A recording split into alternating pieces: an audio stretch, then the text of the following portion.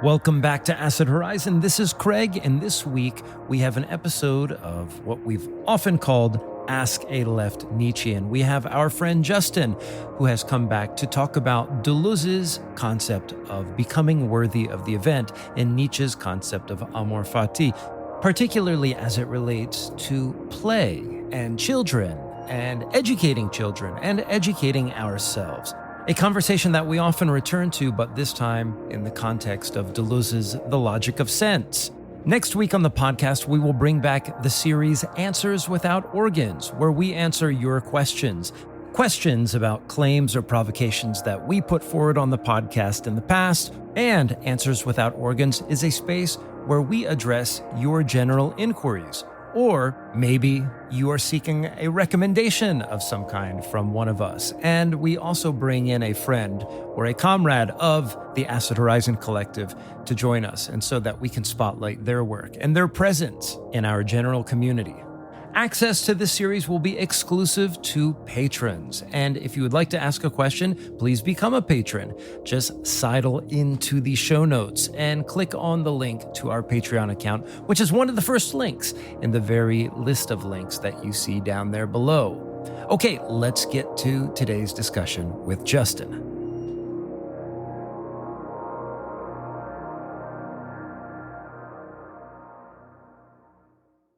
Welcome to Acid Horizon, the theory podcast, and one of those rare occasions where we title an episode, Ask a Left Nietzschean. With us today is Justin, a good friend and confidant in our reading groups, and Justin is currently hosting one of our sessions on Pierre Klossowski's Living Currencies. Actually, he's hosting all of them from here on out. We have already logged some recordings on our Patreon account from last month. But of course, it's not too late to hop in and join Justin and myself as we move through this important work on libidinal economy, which means please subscribe to our Patreon. However, today, we're going to approach the question, what does Deleuze mean by to become worthy of the event? And if you have been reading Deleuze, maybe you've heard this term before. In fact, I think at this point now we have two videos where we address this concept explicitly. I think there's a 5-minute video at the very top of our YouTube page, which you could check out. Also in our conversation with Ben Deckery from September of last year, we delved into the 21st series in The Logic of Sense to talk about becoming worthy of the event. And this is a phrase and concept which emerges from Deleuze's peculiar brand of Stoic metaphysics, which he blends with his Nietzschean ethics to construct this broader theory of the event. And one of the threads that we want to follow throughout Deleuze's work, both early and late, is how this metaphysical and ethical framework relates to his concept of revolution, and what it means to identify the conditions under which something like a revolution of any sort could even occur. So, Justin and I will explore some of the finer details of Deleuze's recasting of Nietzsche's Amor Fati, a version that is at many points challenging, and if you look at The Logic of Sense, it's kind of strange, but it's nonetheless provocative and full of potential. But before we jump into that, let's introduce Justin, or rather, let's have Justin give a brief introduction to himself. And many people already know Justin and have been working with him in the reading groups. And hopefully he'll give us a few sentences, themes, ideas that stand out to him in relation to his ideas about Deleuze and revolution. So Justin, welcome back. Thank you, Craig. Been working with Acid Horizon a little bit on the Klossowski book group. I work as an educator in early childhood, and the sort of playfulness and intensive forces that you see in early childhood have just led me to pursue the rabbit holes, the mazes of Nietzschean and Deleuzean philosophy. So interesting, when we talk about becoming worthy of the event, I was immediately drawn not to Deleuze, but to aphorism from Nietzsche's Beyond Good and Evil, the problem for those who wait. I think that we can spend some time going through it and talking about it in particular, but I think that, what strikes me at the end is Nietzsche's talk about how genius is not really that rare, but what is rare is the hands necessary to grab the right time, to be ready for the event, to be worthy of the event. and to seize chance by the forelock. And there's a lot in there, but I think that what Nietzsche and what Deleuze are talking about is that the event is becoming, this return of the eternal return, the wiping away of everything, and the return of chance, and the return of the event is always happening as a becoming. But it's also about our response to the becoming, waiting too long, waiting for permission to act, not having created a culture for ourselves or a culture for those around us that enables us to act when the moment arrives and the event calls to us. But it's calling to us all the time, I think. And I think that for me, as an educator, steeped in the idea of play, this Dionysian idea of play, this Bataillean idea of play, is sort of the response. And I think Deleuze talks about this. I'm curious to see what you read on the chapter of Logic and Senses, because reading through it myself just recently, you can see how play, fullness, acting, putting on the mask is a response to this becoming, and is a crucial part of being worthy of the event. Like, the event just doesn't happen. It's also about your response to it, your active interest in it, your active activation of yourself in it. So, I mean, for me, it was like, the event is becoming. How can we be responsive to that becoming? It's playfulness. And how can we build a culture of playfulness that is responsive to the becoming of the event so that we are ready for it? I think one of the fundamental questions that we have to delve into here is what Deleuze actually means by an event. That could probably be an entire podcast episode. And I think what we'll do is, over the course of this discussion, kind of build it up. But maybe one or two sentences that we could start off with is to say that Deleuze's concept of the event is grounded in his reading of Stoicism, where the ontology of Stoicism is comprised of what he calls mixtures of bodies. And so we can think about this in terms of the very physicality of the world and the causal structure under which we understand events in the world to be operative. But it also has to do with a concept of will that he develops in the Logic of Sense, where that any given state of affairs, let's say, a physical state of affairs, isn't necessarily enough to fully constitute the event. Of course, all of that is there, but one thing that he wants to say is that is intrinsic to any particular state of affairs, physically speaking, is that there is a will. And that will can correspond to a sort of virtual dimension of the unfolding of that event. And it's a question of, to the extent which we are able to access this volitional intuition that tends towards the realization or affirmation of the event, or an impasse that blocks us from achieving that. And that will be important. And what Deleuze will say in virtue of the Stoic metaphysics is those wills, whether it's a good will, an evil will, one laden with resentment, and so forth, those themselves comprise bodies that are part of this mixture.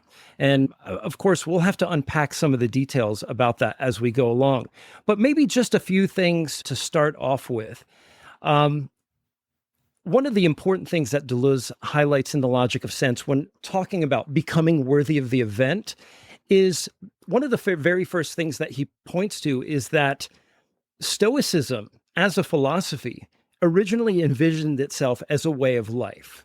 So we're already thinking about philosophy not merely as disciplines of ontology or politics or ethics or what have you, but the way in which life is lived and the attendant spiritual exercises associated with that life. Now, of course, the transcendental or spiritual notion is going to be challenged or troubled in Deleuze's view, but nonetheless, there is a way in which the immaterial dimension of the world has an important role to play in becoming worthy of the event. And so we have to ask, what is the character of Deleuze's Stoicism? Well, the first thing is that it seeks to engender a will that allows events to affect us in ways that transform us, not by mastering or controlling them, but, as Deleuze points out, undergoing it differently.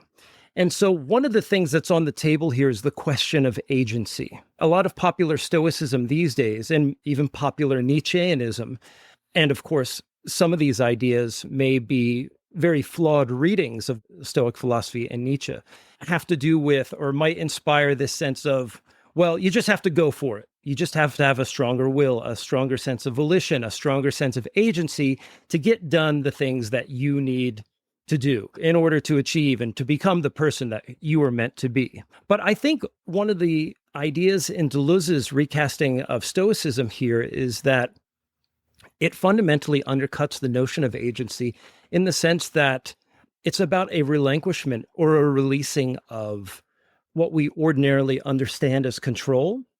And one of the ways that we might understand this is in terms of how things like our wounds, our resentments, the general spirit of revenge that circulates around us infect us with a kind of will to punish or a will to act in certain ways. But one of the things that Deleuze is going to attempt to replace with the concept of action through his Stoicism is expressivity, where expression supplants action. And one of the challenging things, and I know Justin has already brushed past this, there's this tension between the concept of chance and the concept of necessity. I think some of what Deleuze is dealing with here, or dealing in here, runs up against questions of free will and hard determinism. And so there's a question of causality that looms over this entire question of becoming worthy of the event. In a world what's purely rife with causal interactions, how is it that anything new could ever appear? And is it going to be through the self-affirmed subject, a volitional subject, one imbued with a strong will that's going to be able to fight against the current of determinism, for example? Actually, that's not going to be it. In fact, one of the things that Deleuze comes at us with very early on in the 21st series of The Logic of Sense is this concept of the quasi-cause. And that is the capacity to create ourselves in such a way, not that we become a subject per se or a volitional entity, but that we become a kind of surface or lining or a series of lineaments within an event itself. A very nice image that Deleuze casts in another part of The Logic of Sense is when we look at the sky, for example, it appears as this vast expanse that's not striated or not overrun or overcoated with lines. And then we see a bird, and a bird will trace a specific sort of path. And we might imagine that cardinals, sparrows, robins, or what have you, have different flight paths. And the interactions of these birds then create a context or a milieu where we can see the sky very differently in virtue of the kinds of lines that are cut by these flying birds. In a similar fashion, I think when Deleuze talks about becoming a surface or a lining, that means for us, seeing ourselves typically as individuals, also something that Deleuze is going to challenge here. He's going to want to show that our will in any particular event is part of this larger singularity. But from the standpoint of our individual perspective, the event of self-creation is not one where we necessarily impose a particular sense of will, but we become adequate to the fullness of the event, that we become equal to it in some ways, not as an efficient cause, not as a subject, but as a kind of medium through which events are expressed. And for Deleuze, this means abandoning the view that events are collective or individual in nature. And as I said, it affirms this notion that events are singular. One of the other things that I definitely wanted to talk about was just how the event is very much, I think that Deleuze's explanation of the event as the dice throw when he's talking in Nietzsche and philosophy is like similar in a lot of ways to what we're talking about here with logic and sense, like with this differentiation between like, it's not a causality, the dice being thrown. It's just like the chance of the numbers, there is obviously a necessity after that, but he's very like careful to differentiate between causality, finality, probability, finality, which is the sort of like scientific, like causality, cause effect, sort of the way that we see things. And this very leads to us sort of like, there is no escape. There's only the sort of like, we get what we get. There's a nihilism in that then of course like bleeds into the desire for revenge upon a particular set of circumstances that like don't correspond to your reading of how circumstances should be for you or for anybody else or for anything else. But for Deleuze and for Nietzsche, I think there's this substitution of like the chance of the dice opens us up to sort of chaos and chance and opportunity. And that then becomes a necessity that needs to be affirmed in order to open ourselves up again to chance the next time the dice throw, which are falling, of course, like every moment, constantly. He has a thing where he's like, not a probability distributed over several throws, but all chance has to come at once, not a final desired willed combination that we are willing, but a fatal combination, fatal and loved, amor fati, not the return of a combination by a different number of throws, but just the repetition of dice throw by the nature of the fatally attained number. So there's just like a different type of living that is involved where like, and I don't want to go on forever, but where the subject falls away and there's a multiplicity of forces, and what is the result of those forces falling, and how can we both affirm that and then move into the next one with the ability to be ready to go again. Just like reading through this too, like the splendor and the magnificence of the event is sense. And like, does he talk about, like, I assume, is he still defining sense here? Because in Nietzschean philosophy, he's very much defining sense as like the forces that like are expressed in a thing, in an object, in a whatever, in an event. So like if you're thinking about like the sense of the event is just like the forces that are expressed in it. And I was thinking through when you guys were talking about like where like there is like the interaction of some other wills is in the interpretation of the forces that were expressed in the event, those splendor and magnificence of those forces. So like there's both the affirmation of those forces, like hopefully in theory right after, but there's also like an interpretation, regardless of its affirmation, there's an interpretation of those forces right after. And it seems to me, and this is like a difficult thing that I'm always trying to work through, is like where sort of like actuality can interact with virtuality or potentiality is in like those moments of interpretation of the forces by the other forces or by that force. And if that interpretation tends toward affirmation, then I think that like you are more likely to be a good actor, to be a good, good whatever, like performance of that.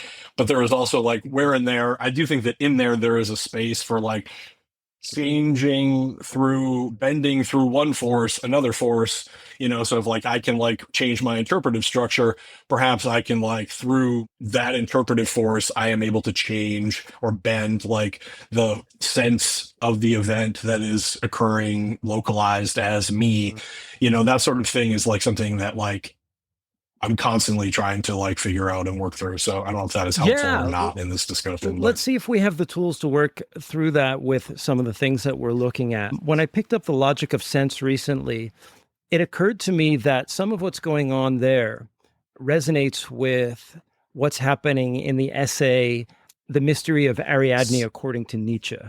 But there is one specific phrase that he uses in the logic of sense, which repeats in that particular essay.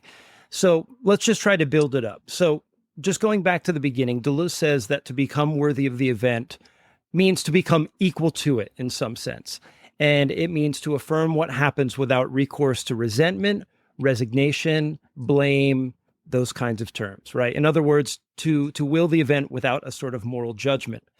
And one of the things that he says in passing in the logic of sense is that he picks on the idea of resignation in particular. And another word that we might use in conjunction with resignation is acquiescence. And so let's just break it down to like a specific example, right? We all know, for example, our failure to realize maybe our own potential in any given sense, or, the failure to act in one's name, or the failure to get out from underneath the subjugation of someone else's judgment, to somehow find one's way out from the weight of another person's oppressive viewpoint of you, for example. Deleuze is saying that resentment has many masks too. Resignation is one of them. Self-blame can be another, and although that's more like bad conscience, we might say. But there's other ways that resentment pops up. I mean, resentment is part of bad conscience. It's the move before bad conscience, right? Avoidance, regret, all of those sorts of things can be expressed as kind of micro failures, in a sense, to affirm the event, or to affirm life in general, at any given moment. The incessant sweep of the meat slicer that is the creation of the new. In any instance, when resentment or resignation or blame enters in, it preempts us from the kind of affirmation that he's going for here. And going back to the essay, The Mystery of Ariadne, according to Nietzsche, it might be important to talk about why that particular myth, the Theseus Ariadne myth, is important to Deleuze's understanding of affirmation. So if you're like me, the Theseus myth was the first myth that I encountered when I was in elementary school. And we all know the story. So Theseus is recruited by King Minos of Crete. He's ordered into the labyrinth to slay the monster, who is the Minotaur. And he does so with the help of Ariadne, to whom, he is married.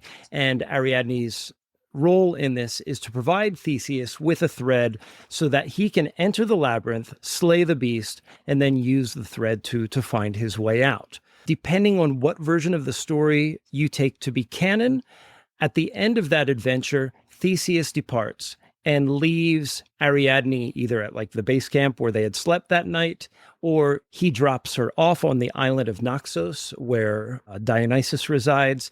And then it's at that point that Dionysus and Ariadne come to wed. So there's the marriage of Theseus and Ariadne, the break, and then the marriage with Dionysus. And what Deleuze notes in these two couplings, Theseus Ariadne and Ariadne with Dionysus, there are two basic forms of life. There's what we might call the heroic mode of life, and then on the other side, there's the Dionysian mode of life. The heroic mode of life, now, when I was introduced to the Theseus story, Theseus was the hero. He did the good thing. This is why we're reading the story. But in the Deleuze-Nietzschean sense, Theseus embodies the heroic will. He engenders the heroic will. He takes on the burden, the obligation, the duty to slay the Minotaur, which itself is a kind of oppositional relationship. Ariadne, she doubles this burden in the sense that she literally lowers Theseus into the labyrinth.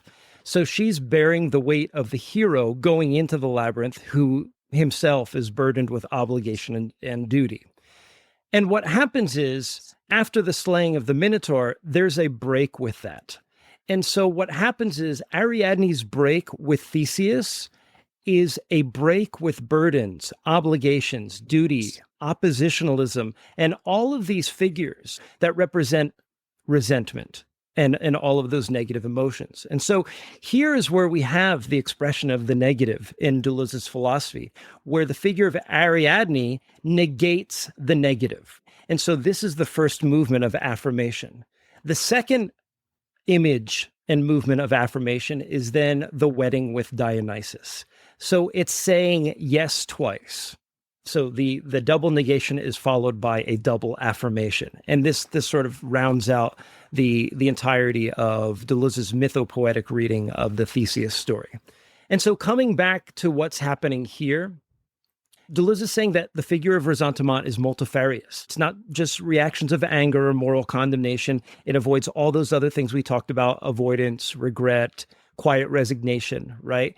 And so when we as subjects, as self-identified individuals or members of a collective or what have you, present ourselves as subjects qua subjects in the face of the event, our refusal to be transformed by the event coincides with our own attachment to resentment. And so this also brings up the notion of attachment too. So when we did our discussion with Claire Colebrook and we were talking about Deleuze's notion of becoming animal, becoming woman, becoming child, she wanted to interrogate the hyphen in each one of those, the becoming hyphen child, the becoming dash woman, and so forth. And what that dash is, it is the dashing of, or the dissipation of, those attachments, those moral judgments, that bondage that keeps us in those oppositional relationships and preclude us from engendering the pure singularity of the event itself. And so the kind of ethical question that's embedded within the the physical and metaphysical question of Deleuze here is, how do we break with that negativity and engender the fullness of the event by, in some sense, becoming vulnerable, or at least giving ourselves, releasing ourselves to whatever contours of the event await us? What does the fullness of life, what does the full expression of life, or what does the particular enlivening expression of life look like from the standpoint of that individual, that group, that collective, amidst the larger singularity that is the event? So maybe those are some ways we can think about it. Another difficult part is that I think that like Nietzsche and Deleuze argue, and Klossowski as well, like the difficulty is also that ressentiment is almost like pure representation. Like representation is almost completely like soaked in ressentiment. Like it's very hard to be like, because, and this is like why the event is like hard for us, I think, to be worthy of, is the event. I mean, like, and this is like slippery time stuff, but like the event has already happened, like before we become conscious of it, or before we are even able to represent it or make sense of it or do anything with it. It's like the forces have already sort of like, the dice have fallen, the table is set, like we're in the, what happens for us is like the midst of like looking over the table and looking over ourselves and reading the dice. And, while I was reading this, it definitely had like, like capitalism sort of like genius, especially in a Klossowskian sense, is that like I was reading Genial Immorality, and, Nietzsche talks about a need to desire to deaden pain by mean of the affects. And really just like hit me with Klossowski's whole thing of like, we moved away from the body to a series of signs. They're, stereotypes perhaps, but like the real move was like, instead of like the pleasure of the use of an object or the pleasure of the use of a body, we are now like, pleasure is in like a feeling that I get from a representation of the thing.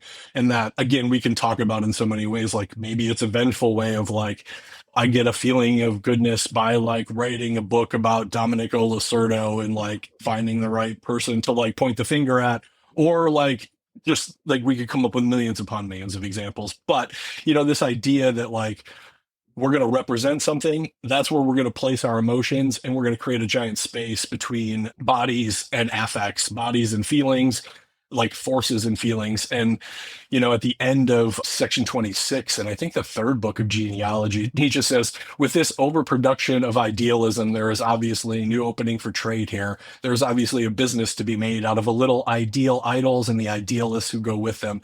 Don't let this opportunity slip. Who has the courage for it? We have in our hands the means to idealize the whole world.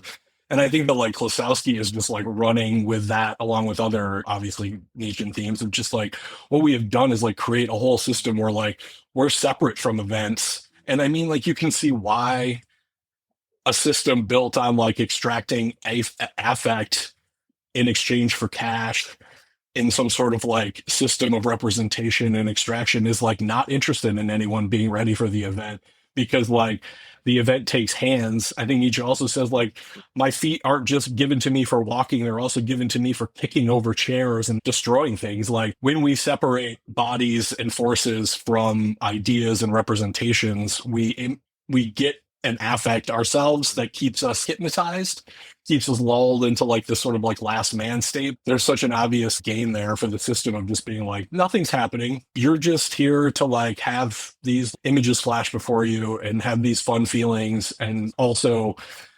accuse the rest of life when it is not to your particular affective benefit, or in that is the most sort of priestly ressentiment place that we've ended up in. And like, reminds me again of like Deleuze saying that like any revolution has to be anti-aesthetic in this, and not just against like our sense of class duty or something like that, because like we have a whole sort of like truthfulness about ourselves and about the world, and a sort of seriousness and an accusation about the world, that the cure to that, or at least the like counteraction to that, is like, well, and I've said it too, but like playfulness and just like less seriousness and more carelessness, more joyfulness, just like not taking things so seriously as like, the dice fell this particular way, I'm going to accuse, and under these like particular representational signs, which is obviously difficult. We feel impotent otherwise, I think, because it's the only choice we've been given.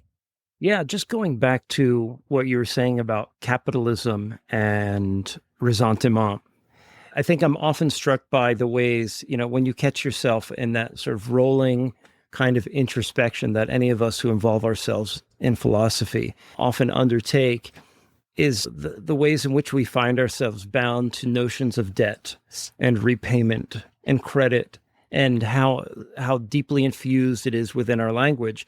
You're talking about representation, which at its core, it's something that demands correspondence. When we think of what a representation is, it attempts to exact verisimilitude from something else, some life that has a surplus. And with a close friend of mine over the past day or two, we were just talking about revolutionary pessimism and the sort of general state of pessimism on the left in some spaces, in many spaces today. But not only that, how that pessimism might be deeply tied to schedules of reinforcement, affective investments, being trained, like you're saying, on representations. And we'll talk about this in the Living Currency reading group a week or so from now, is that there is an evacuation of the body. When we invest ourselves in a representation, and then when we hit the age of industrial production, and even in the era of the hyper-real, if we want to pull Baudrillard into this as well, is that in an age of symbolic flourishing, or even the detachment of the sign from reality, to the extent that the sign takes precedence, it raises the question of what would it take for us to come back to the body? Is the body an atavism in view of the hypermodernity within which we are all seemingly trapped right now? I'm a little less pessimistic than that, only because, like you, I mean, we've both worked with young people, and we've had the privilege of being in front of a kind of vivaciousness and innocence that reminds us of what is possible for all kinds of people. The system of representation is also deeply connected to the logic of causality. And one of the preconditions for Deleuze, in this very sort of, difficult to understand sense in the logic of sense, like this image of immaculate conception, like what would it mean to even realize an acausal dimension of our experience, or to draw upon some kind of will or impulse that would allow us to counter-actualize a certain state of affairs. And the thing that I'm really drawn to in the logic of sense is that he dispenses with the whole individual versus the collective oppositional structure, and talks about it in terms of singularities or singularity events. He's not using multiplicity in the way that he might with Guattari in A Thousand Plateaus, but we get a sense in which, when we feel called, when that volitional intuition is primed and instigated to act amidst the event, it raises the question, how do we move from the abstract to the concrete? What does it really mean to become the surface or the lining of the event in a revolutionary sense? What does it look like when you have a revolutionary movement that has not been subjugated by some sort of prefigurative notion of itself? That's sort of like the impetus, I think, of Nietzsche's idea of how can we form our own little experimentative attempts at things, you know what I mean? And like, not all of those experimentative attempts are going to be similar. They may have very different sort of like senses in terms of like the Deleuzian sense, where different forces are, actualized in these different sort of like experiments and attempts. I mean, for myself, it's certainly like, hey, I've got this attempt at this educational process, this non-pedagogical approach to education, or just like forming of communities and singularities, perhaps. I hate to even call it an educational process in some way, though it certainly is. But like the aim is more like, how can we create a classroom culture that everyone sort of agrees to, can sustain and nurture not just behavior, but all the excess of voluptuous emotions or whatever that a group of a commune can have. And whatever, there's like Fourier's like idea of this utopian socialist harmonium. There are other ideas of how to move forward, but like chance delivers what it delivers. And that's why, like, I think that the playfulness and the flexibility and just orienting toward oneself, toward this lack of I'm willing things. It's more, are you ready for the shit that just happened? And how can you respond to that in a, like, I mean, in a flowery Nietzschean way, like, how can you walk the tightrope, put on your dancing shoes? How can you leap at that particular moment? It is difficult to know. I mean, and I guess alongside that, like, there is sort of like in Deleuze, less so, I think. I mean, there is in Deleuze, but like Nietzsche very much has a like, also, you could be working on yourself at the same time, and not in a necessarily a like, psychological way, but in a way of like, how am I investigating the sense of myself in each of these particularly moments? Like, what forces are are animated in me currently, and what forces were just animated in me. I can affirm it while also being like, that was maybe some little fascism that was happening there, and that was a little bit of resentment that was happening there, and how can I continue to ferret out these like fascisms, the micro-fascisms in myself, while also being involved in whatever particular. I mean, Foucault would always say, like, my way doesn't lead to like, there's nothing to do. There's like hyper fucking vigilance. There's so many things to do. Like, go whatever it is that's close to you, whatever like application of power that like you're interested in resisting is there. Do it. The danger in sort of like resentment and forming images, if it just keeps you impotent, you're just like, I got a million reasons why these fuckers are bad people, and I'll just be mad about it, and they're bad people, and one day maybe revolution will happen and they'll get their just desserts, which looks a lot like the shit they're doing to me or whatever. But, genius isn't rare, like he was saying in Beyond Good and Evil, but like having the hands to do something about it, like we should be working on how do we make sure everybody's hands are working? How do we make sure everybody's like ready to grasp the event when it like is necessary for them? Because it's going to be necessary. It's just a matter of how you deal with it, how you interpret it, whether you can move or whether you sit there and then, 2 years later, you're like, well, I should have done something about that maybe. But I think that's the difficulty. It's just like it's just constantly chance and constantly available. And like, how can you ready yourself to not react in a reactive way, but to like counterattack is like the sort of like Nietzschean thing. I don't know if you were in the recent Anti-Oedipus reading group for the Schizoanalysis Project, but there was a new face whom I met there who brought up a familiar question, but one that deserves address in this context. And since you brought it up, we talk about play. I mean, there's clearly a very strong analogy between the image of play and the image of revolution and the kind of affects it releases. And one of the things that we often talk about in conjunction with that is the kind of ongoing audit of fascist inclinations. And let's just plumb beneath that word fascist for a moment, because often that just triggers a lot of different thoughts. But we can talk about, the authoritarian, constraining, paternalistic, and we can substitute 100 other words for the word fascistic in this case. But anything that would impose upon the sense of release and the sense of freedom and the real transmutation that an event would bring about. One of the challenges there is if these risks persist amidst a revolutionary event, whether it's a minute long or whether it's millennial long.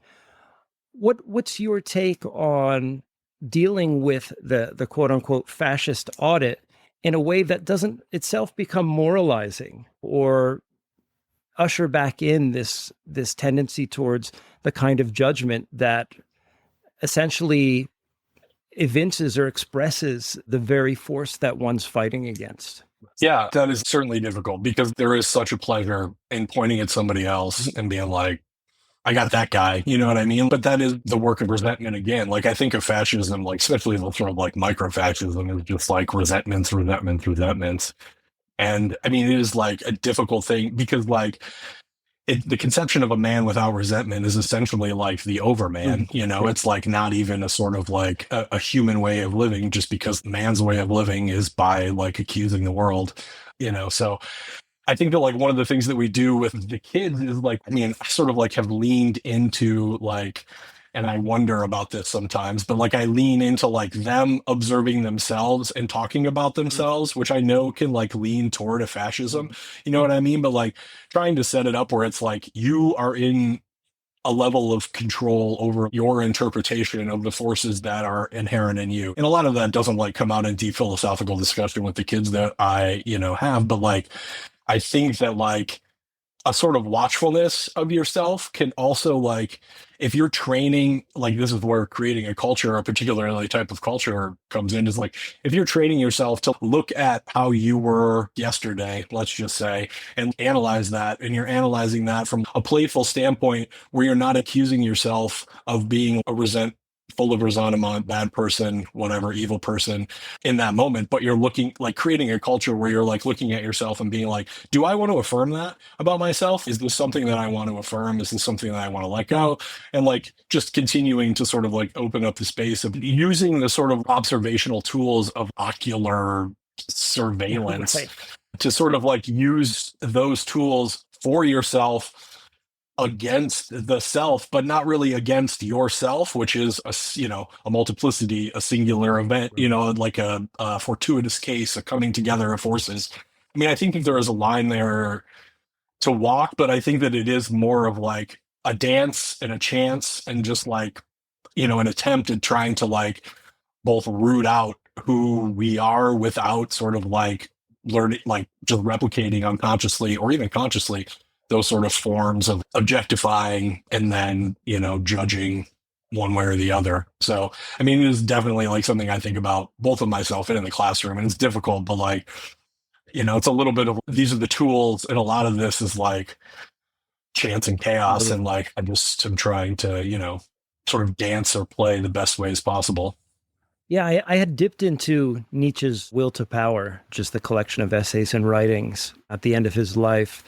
And I was directed towards one that I had encountered in the discussion that we had with Stuart Kendall.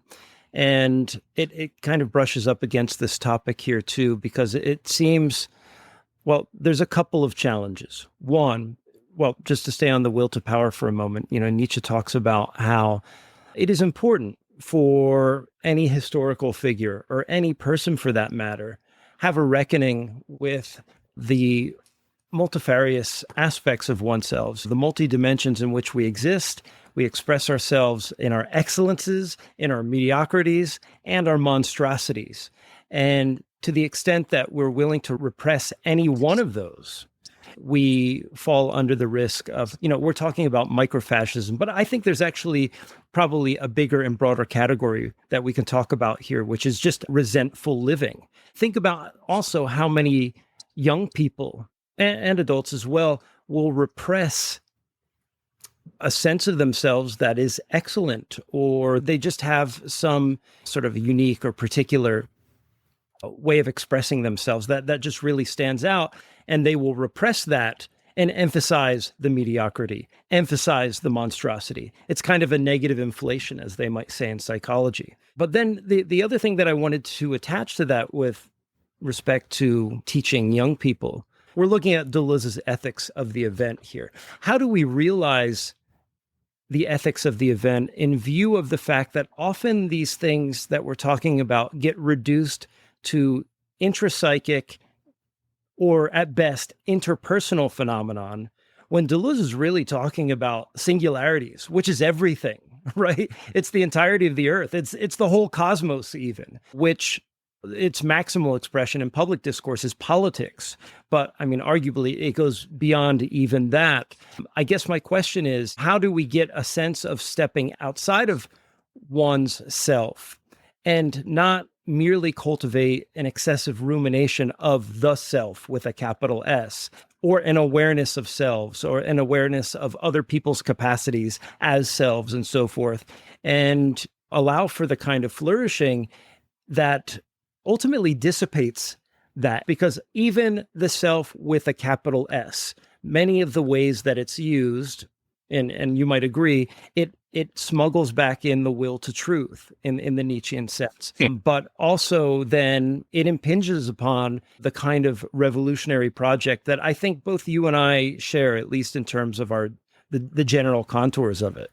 I think that at like the early childhood level, a lot of it functions like very easily as like a singularity and as like a sort of collective. Like it's pretty easy to like not convince the kids, but like talk about things in a way where it's like we're just like we're our own organism. The class is its own organism, and like we're finding value, sense and value, different forces, different like rankings of forces throughout the class, throughout the community. Like it's less like Andrew is this and Sarah is that. It's like, how can you leverage those relationships, that connections to like become something other, to like just like recognize the force in you that like loves to build a certain thing, that is a particularly good artist, that is like good athlete, and like how can you like express that force, that sense of yourself to the fullest extent, and how can like you at the very least see yourself, get a sense of yourself in comparison to others, but honor that comparison in a way that isn't like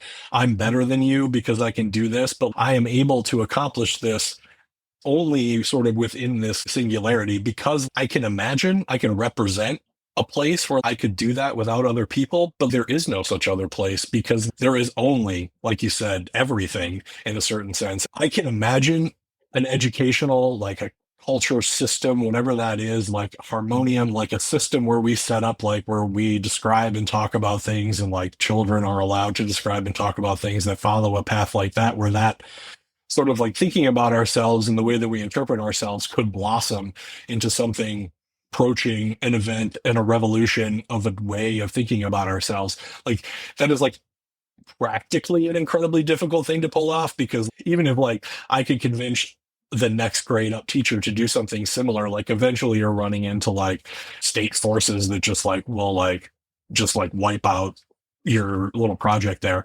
But I think that like the most important thing is to remain in sort of acts instead of like representing our acts. What are our acts? And like we can reflect on those acts, you know, to sort of like maintain and keep ourselves in check. But like the way to avoid is to be doing, is like the playfulness is not just like being carefree and playful. It's also like being engaged in a way that isn't just like you have a little bit of distance between yourself and what you're doing. It's like you're fully giving all of yourself to like a moment, and like there's a loss in there for sure, but there is also what we can gain in that loss. Is that loss actually something that is like we can't do without? I mean, one, Nietzsche certainly argues vociferously that like in many ways life would be more difficult without this sort of system of resentment and representation.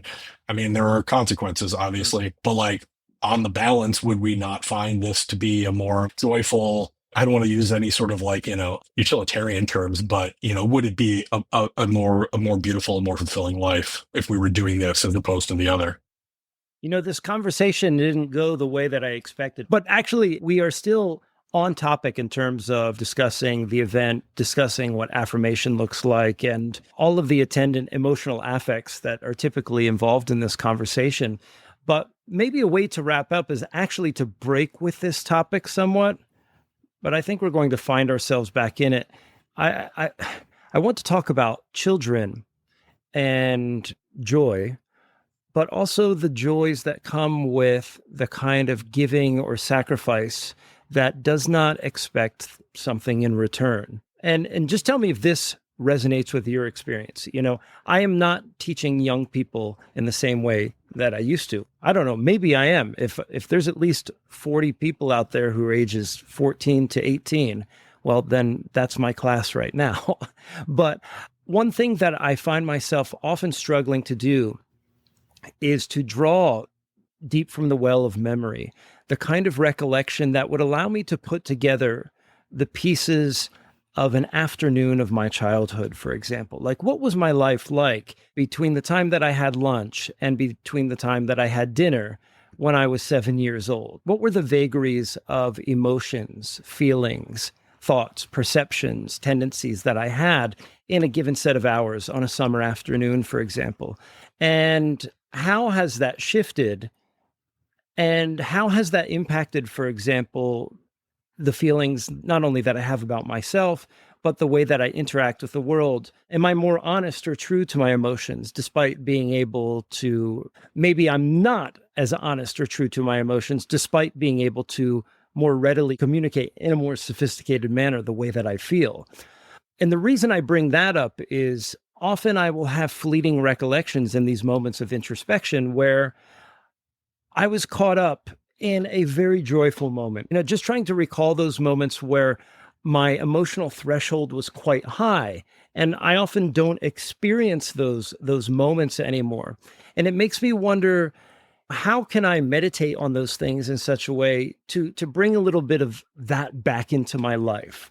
I mean, here again, we're talking about something that's seemingly intrapsychic or at least interpersonal, but I think there is more to it than that. But anyway, the way to just sort of wrap up this little run here is, how do we go about not necessarily rescuing or recovering from childhood some sort of lost affect or the emotional threshold that we once had, or inspiring or instigating the kind of sensitivity that I had that would provoke such a profuse emotional reaction as to make me cry effusively and just clear it all out in the way that my adult male self just does not do anymore. But really what I'm talking about is there's a kind of emotional range that children have, but also on the other side of that, children can be utterly cruel, vindictive, and even more resentful than adults, which then raises the question of, how do we teach the kind of loosening of the bonds of resentment to children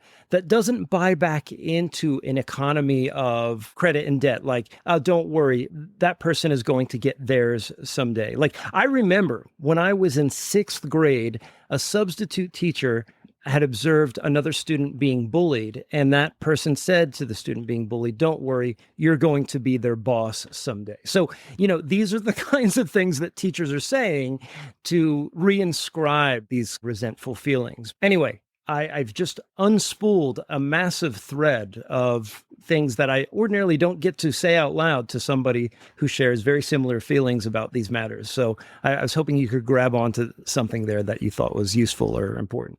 One thing that I certainly tried to do in the classroom is like, I try to do very little, like there's a lot of justice in my class. You know what I mean? Like, we can have a reckoning about it, or like there could be even an immediate retribution.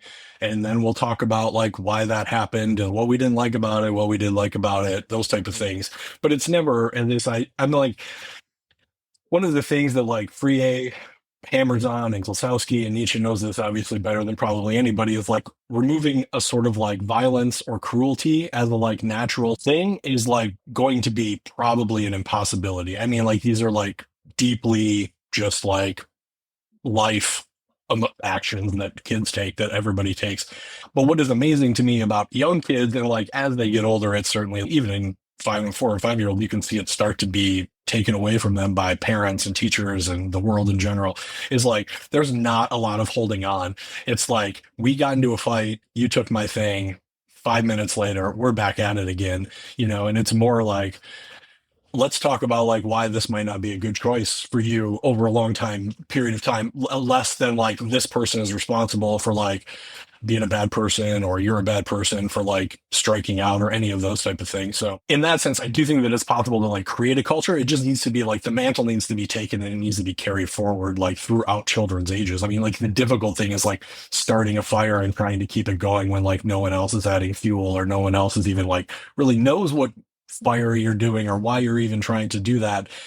But I mean, I think for me, like, one example that I always take of like, how can I like regain or reignite a sort of childlike, joyfulness, is like, there was a time in my life that like I would never have danced in public. And like, I was like an indie rock guy, it's like, you go to a concert, you stand, you nod, you maybe tap your foot or like move your shoulders a little bit, but that's like the extent, because like, it's not cool to like show emotions or whatever. But like, working with young kids, some of them will dance, some of them won't, but when they dance like they're being possessed by some sort of force, and like, to be able to like replicate that in a classroom with kids and to like do that is like, I mean, it's like not embarrassing or anything to say that's like profoundly changed me. You know what I mean? It's like, to be able to be like, oh, I can sort of like throw myself and like dance like no one's watching, like you can do that because that's how kids are. They're just like, I got possessed by a spirit of dancing when I saw this video or this song, and I'm just like throwing my arms around. So I would just be like, I'm going to dance like this kid. I pick a kid, I dance like that kid. And it is helpful to like, I mean, I think that like, unfortunately, acts is just like what you have to do. Like, you have to like give yourself permission, put yourself in a situation where like, it's almost weird. Like if you're not dancing or not doing the like joyful thing that like, you want to experience, and let that continue and just repeat that over and over again. And like, listen, it's not like a perfect solution. There are still things where I'm just like, I'm not probably going to like start dancing in the middle of a restaurant around a bunch of other people because of all but like, really, what's the problem there? Why am I, if I was possessed by that, I should do it. The worst thing that can happen is somebody might be like, well, that's weird. And you never see that person again. Like, it's just like those type of things where you're like, practicing them, yes, but like, obviously it's not, we're sort of like down the road. And I don't think that like the goal is like a permanent, I'm in the river, like free in the swarm type situation. The goal, at least for a modest goal, is to just be like, I'm increasing those moments. I'm more open to those moments. I'm more worthy and ready of an event than I was a month ago, a year ago, 10 years ago. It's not like we don't want to escape the suffering of like representation necessarily, or posit that as a goal, because that also is like problematic in a nihilistic sense. But to increase our capacity for joy, increase our capacity to be playful and be ready for things, I think that we can do that. I hope so anyway. Only the revolutionary is free from ressentiment. Deleuze writes in The Logic of Sense. And I think with that, we will wrap it up for today. And by the time this comes out, there'll probably be about a week until we do the second session of going through living currency. Maybe you could just say one more thing about that and invite folks in if they're listening. Yeah, I mean, I'm excited. I think that like last time we had a pretty good discussion about just sort of like general questions, but I hope that we can kind of get into Klossowski's ideas of the mechanism of how sort of desire got moved away from the body, and the industrial sort of machine inserted signs and stereotypes and sort of like created that space in between us where we really can't get back to our bodies. And so, but the mechanisms of that, I think, are like Klossowski's genius is on display there. So it's interesting. Yeah, exciting stuff. So just join our Patreon at the $5 level or above and join Justin and I and catch the previous recordings and the recordings of the other ongoing reading groups as well. Justin, just want to say thanks again. I always love having this discussion at least once a year with you.